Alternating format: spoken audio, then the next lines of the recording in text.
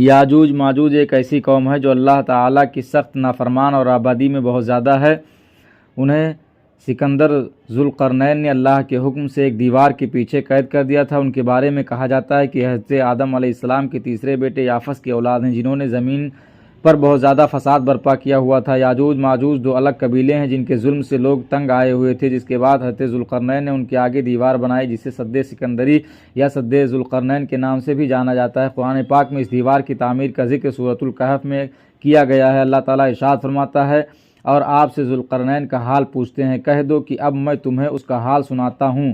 ہم نے اسے زمین میں حکمرانی دی تھی اور اسے ہر طرح کا ساز و سامان دیا تھا، تو اس نے ایک ساز و سامان تیار کیا، یہاں تک کہ جب سورج ڈوبنے کی جگہ پہنچا تو اسے ایک گرم چشمے میں ڈوبتا ہوا پایا اور وہاں ایک قوم بھی پائی۔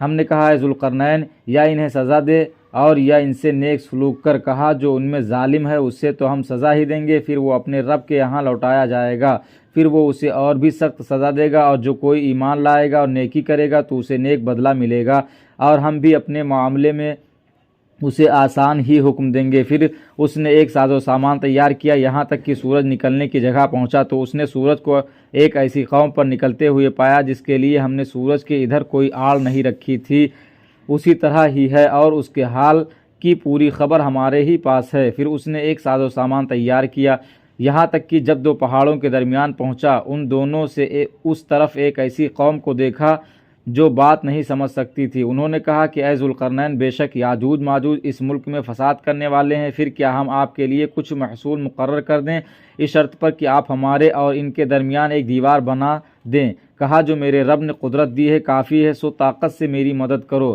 کہ میں تمہارے اور ان کے درمیان ایک مضبوط دیوار بنا دوں۔ مجھے لوہے کے تختے لا دو، یہاں تک کہ جب دونوں سروں کے بیچ کو برابر کر دیا تو کہا کہ پھونکو، یہاں تک کہ جب اسے آگ کر دیا تو کہا، تم میرے پاس تانبا لاؤ تاکہ اس پر ڈال دوں۔ پھر وہ نہ اس پر چڑھ سکتے ہیں اور نہ ہی اس میں سوراخ کر سکتے ہیں۔ کہا، میرے رب کی رحمت ہے، پھر جب میرے رب کا وعدہ آئے گا تو اسے ریزہ ریزہ کر دے گا، اور میرے رب کا وعدہ سچا ہے اور ہم چھوڑ دیں گے بعض ان کے پاس، اس دن بعض میں گھس جائیں گے اور سور پھونکا جائے گا، پھر ہم ان سب کو جمع کریں گے۔ اسی طرح ایک اور جگہ بھی اللہ تعالیٰ نے یاجوج اور ماجوج کا ذکر فرمایا ہے۔ سورۃ الانبیاء میں ارشاد ربانی ہے، یہاں تک کہ جب یاجوج اور ماجوج کھول دیے جائیں گے اور وہ ہر بلندی سے دوڑتے ہوئے اتریں گے۔ محدثین و مفسرین میں یاجوج اور ماجوج کی قوم اور ذوالقرنین کی دیوار کے حوالے سے بہت اختلاف پائے جاتے ہیں۔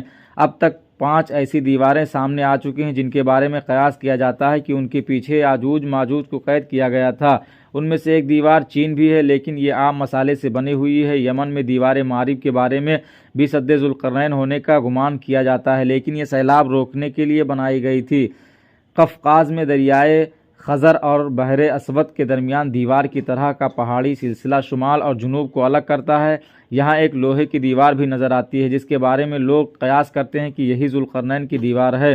یاجوج ماجوج حضرت ذوالقرنین کی بنائی گئی دیوار کے پیچھے قید ہیں، جو قرب قیامت کے وقت ظاہر ہوں گے اور زمین پر خوب فتنہ پھیلائیں گے۔ بعض روایت میں آتا ہے کہ یاجوج ماجوج اس دیوار کو گرانے کی کوشش کرتے ہیں لیکن ناکام ہو جاتے ہیں۔ جب اللہ کی رضا ہوگی تو دیوار کی کھدائی کرنے والوں میں سے ایک کہے گا کہ ہم کل انشاءاللہ اس دیوار کو توڑیں گے۔ انشاءاللہ کہنے سے اگلے روز یہ دیوار ٹوٹ جائے گی۔ یاجوج ماجوج زمین پر پھیلتے چلے جائیں گے، جہاں سے گزریں گے تباہی پھیلائیں گے، مخلوق خدا کو اپنے سر و فساد کا نشانہ بنائیں گے۔ ان کا ایک گروہ جب بھاگتا ہوا جھیل تبریہ سے گزرے گا تو صحیح مسلم کے مطابق وہ سارا پانی پی جائیں گے۔ جب آخری گروہ وہاں پہنچے گا تو کہے گا، کبھی یہاں پانی ہوا کرتا تھا۔ بحر تبریہ اسرائیل میں تازہ پانی کی سب سے بڑی جھیل ہے، اس کا ذکر تورات انجیل میں بھی آیا ہے۔ حضرت عیسیٰ علیہ السلام نے زندگی کا بڑا حصہ اسی جھیل کے ساحل پر گزارا۔ یہاں سے قتل و غارت کرتے ہوئے یاجوج ماجوج بیت المقدس تک پہنچیں گے، اعلان کریں گے کہ زمین پر ہمارا قبضہ ہو چکا ہے، اب ہم آسمانوں پر بھی قبضہ کریں گے اور آسمان کی طرف تیر پھینکیں گے جو خون آلود واپس آئیں گے، کوئی ان کا مقابلہ نہ کر پائے گا۔ روایات میں آتا ہے کہ یاجوج ماجوج کی جانب سے آسمان کی جانب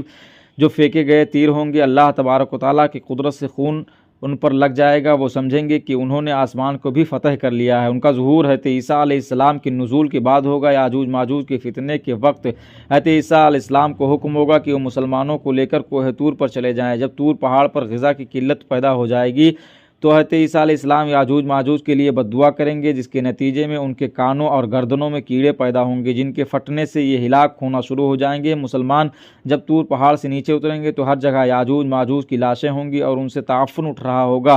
حضرت عیسیٰ علیہ السلام سے دعا کریں گے، جس کے بعد خاص قسم کے پرندے ان کی لاشوں کو اٹھا کر جہاں اللہ چاہے گا وہاں لے جائیں گے۔ اس کے بعد شدید بارش ہوگی اور ہر چیز دھل کر اجلی ہو جائے گی۔ یاجوج ماجوج کے بارے میں مختلف روایات میں آتا ہے کہ یہ 9 حصے ہیں، انسان اور جنات ایک حصے آبادی ہیں۔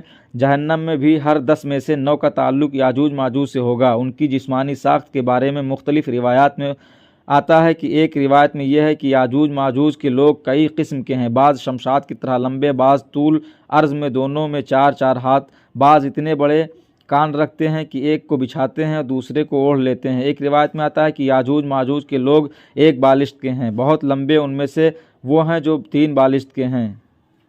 ابن کثیر کے مطابق یاجوج ماجوج انسانوں کی طرح 2 قومیں ہیں۔